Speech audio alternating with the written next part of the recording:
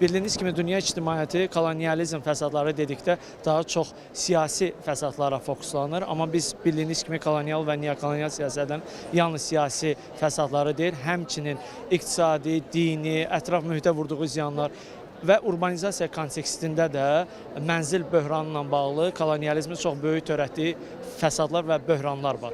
Biz Bakı Təşəbbüs Qrupu olaraq qlobal cənub ölkələrindən olan nümayəndələrlə birgə bugün və sabah dünya ictimaiyyətinə bu fəsadlarla bağlı məlumatlar verəcəyik. Həmçinin bildiyiniz kimi biz Karib hövzəsi ilə və Sakit Okean regionunda olan dəniz aşırı ərazilərlə də sıx əməkdaşlıq qurmuşuq. Bütün bu sözü gedən regionlardan, həmçinin keçmiş müstəmləkə olan, indiki müstəqil olan Afrika ölkələrindəki nümayəndələrlə bu tədbirdə iştirak edəcəklər. Həmçinin bildiyiniz kimi Bakı Təşəbbüs Qrupu BMT institutları ilə də sıx əməkdaşlıq qurub və bugün BMT Gənclər Ofisi, UNDP və BMT-nin xüsusi məruzəçilərinin nümayəndələri burada bizim tədbirdə iştirak edəcəklər və onlarla sabahla urbanizasiyada gənclərin rolu ilə bağlı geniş bir fikir mübadiləsi aparılacaq.